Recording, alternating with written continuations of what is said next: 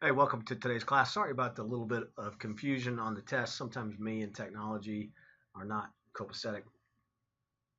We have what happen on the test, but I think we're good to go. So we'll have assignment 3 due on Thursday, then assignment 4, which will be issued later this week, will be due on Monday, and then assignment 5 will be due later next week.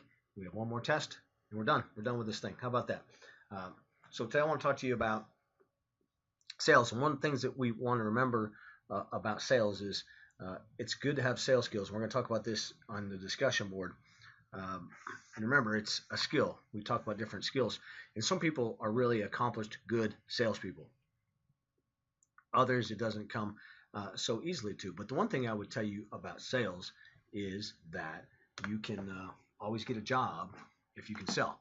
So always remember that. If you feel comfortable selling and can do selling and you can sell, you can probably get a job. So you want to always keep that in mind as we look in the future. And I guess that's why we're all here, right? We want a job. We want to get a job. Oh, college. I'm trying to reach down to get a pen. I'm going to try to do something different here to make our next test easier. I'm going to write things down for our test as I go along. And we'll go from here. So let's talk a little bit about being a salesperson. And generally, the reason almost any place will hire a salesperson is pretty basic, and that is that they can uh, basically eat what they kill. You're selling, you're getting paid on what you sell. And if you're not selling, they just cut you loose. If you are selling, that's good. They don't mind paying you because you are basically uh, earning a salary off of what your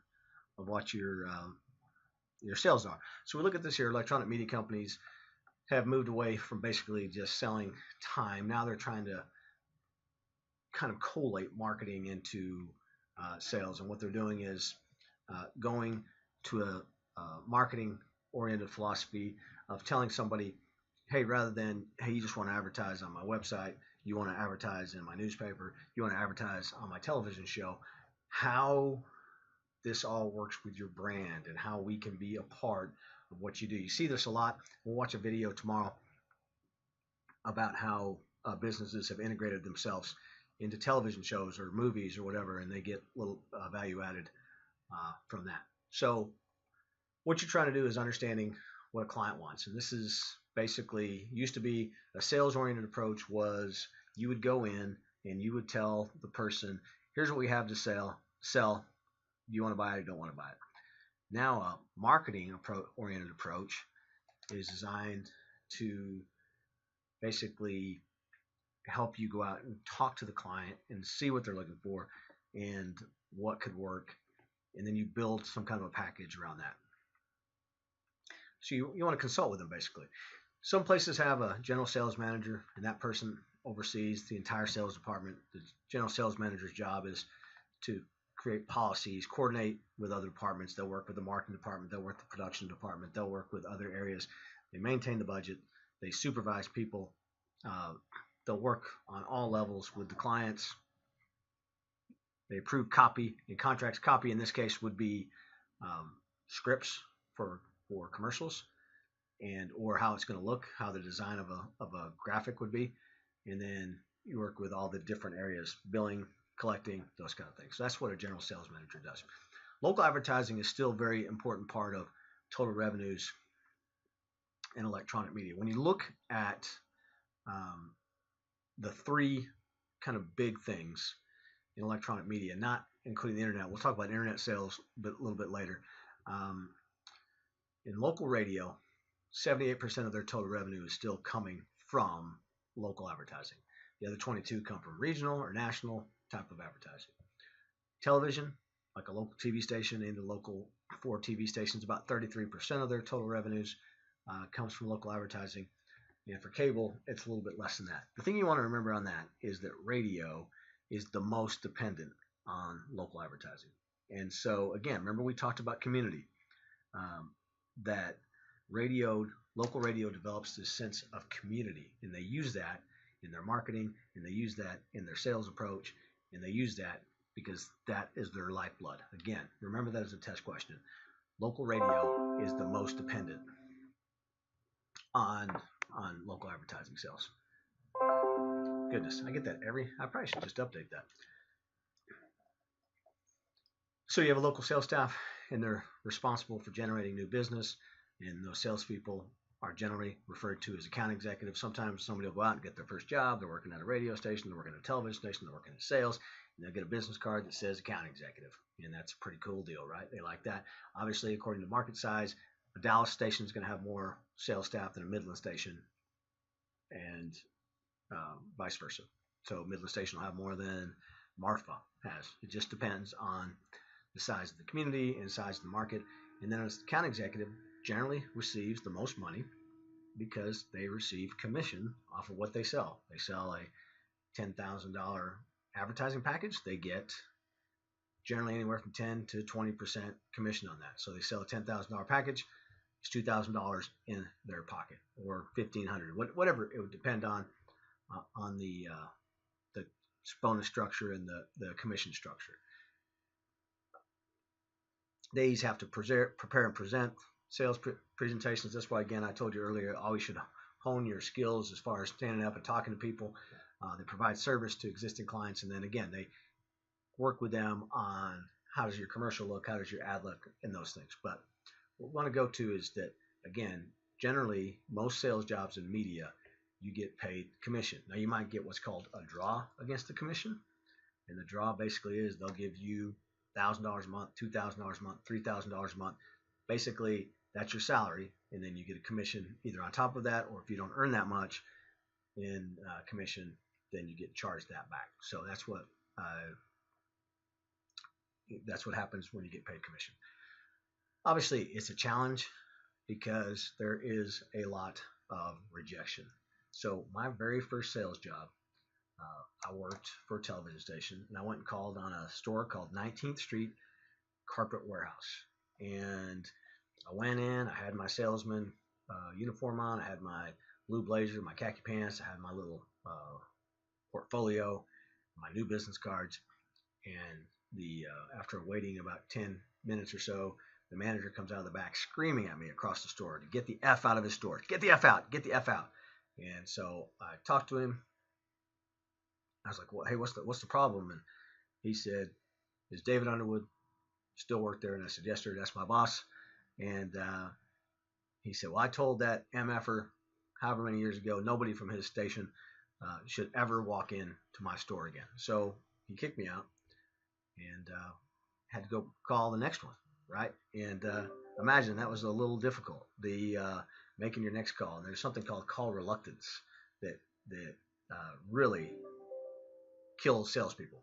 It's hard to make calls. It's hard to go in there. It's hard to overcome objections. It's hard to overcome what people don't like about you or don't like about your products. You have to deal with those things.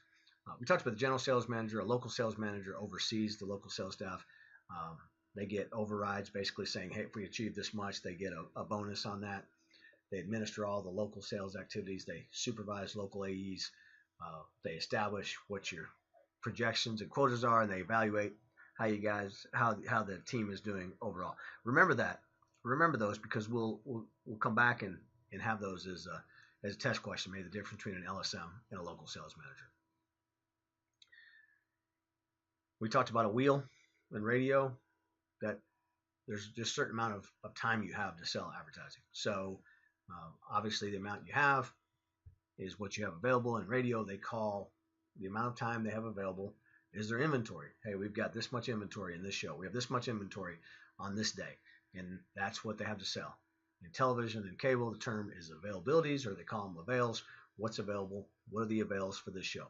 So that's the main difference between television and radio. So television uses the avail term.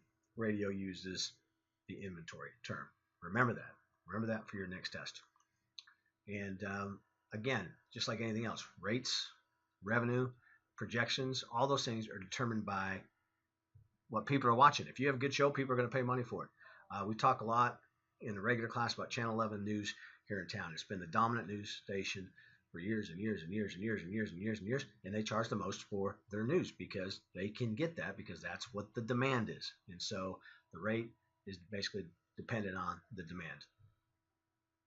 Sometimes there'll be things like there's less viewers early in the morning or late at night, so those spots cost a little bit less money. TV spots are generally tied to ratings performance, and basically there's something that television stations do, and this is really more at a larger market. It happens sometimes in a smaller market like this. They guarantee a certain number of people will watch the show. They'll say, hey, this is the number, this is the ratings that this show will provide, and so your total rating points will be this. So let's say you guarantee 20,000 total rating points, and then your show gets 18,000 total rating points. You owe that advertiser 2,000 ratings points in free ads. So you find different shows to make up the 2,000 rating points. So it's called make goods. And we talked last class about barter. And barter basically is you get a program and already has some advertising in it, and it doesn't give you much chance to sell any other spots in it. One thing I want to talk about with cable. Cable has a local marketing staff. There's one way they can do it. A group that sells themselves. They can outsource advertising. They can hire a company that says, hey, sell our advertising for us. And they can also use something called interconnects, which is offering, like, for example, if you work for Suddenlink in Lubbock, you can sell Suddenlink in Abilene, Suddenlink in other markets. So that's called an interconnect. So that's just a different way that cable does it. Suddenlink here in Lubbock has a local marketing staff. They're here, and they are able to sell in other places. National advertising is another source of revenue. There are two categories of national advertising. There's spot advertising, which is they get a certain amount, like a large company, like, for example, Procter & Gamble. They'll buy the top 100 markets in the United States for something, and they'll buy spots at certain stations, and they'll use a rep firm, what's called a rep firm, to do that. Then there's network advertising, and this is something sold by the network, and generally the local stations don't get too much of that. That's just what the networks charge for their advertising. So this is what I was talking about. There are national rep firms that they act as basically the TV stations here in Lubbock have rep firms in New York City that sell their station on a regional and national level. And generally you have a firm that only represents one station in a market. There's also something called co-op advertising. And co-op advertising has to do with, like, think of something like Wrangler jeans. They'll provide a business a certain number of dollars in advertising. They'll say, hey, local company, I'll give you $10,000 a month to advertise our jeans. You got to say Wrangler 3 times in there, and if you do that, we'll pay you $10,000. And so the companies will do that. They'll do a Wrangler jean ad, come to our store and buy them, and they don't have to come out any money because it's all through co-op. Co-op, the manufacturers share in the costs. And that is developed. Car dealers are big in this. Car dealers are big in co-op. And remember that's another great test question. Car dealers really do that. You'll see that a lot. Like, you'll see a commercial and you're like, I know that's not shot in Lubbock, and at the end it'll be tagged with a local car dealership, and that's because it's co-op money, and that's based on accruals. So basically, the more cars you sell, the more money you accrue from the national company in advertising. So they give you credit. So for every car you sell, they give that local dealer a certain number of dollars in credit that they can use for advertising to sell more cars. You want to sell more cars. So just a couple of terms that we want to remember, and we've talked a lot about ratings. Gross rating points is basically the sum of all the rating points in a schedule. So you show them, hey, here are all the shows you're going to be in. Here's what we estimate your ratings to be, and here's your total rating points. And then impressions is basically just that same thing, except for by the actual number of people that actually see the commercial. Reach is a measure of how many people, different people, are exposed to at least one commercial in frequency, just like it sounds. Number of times you saw it. So you want to hope the viewer will see your ad 3, 4, 5 times. That's frequency. And then advertising agencies and others do this thing called cost per thousand.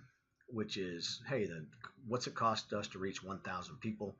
And then you can also do it by cost per point, which is what it cost you to get a single rating point. So you take your total. Hey, if you have 20,000 ratings, you're spending $10,000. 20,000 divided by 10 is $2 per point. $2 cost per point. So just a couple terms that they use. So we talked last time about marketing and how marketing is involved with sales. I do want to talk about just some things that make an effective salesperson. We've got those in another video that we'll show here in just a little bit. So watch this one and then go to the discussion board, talk a little bit about sales, and come back and watch the other one, and we'll be done for today and back on track on our class. So thank you for watching today, and we'll talk to you a little bit.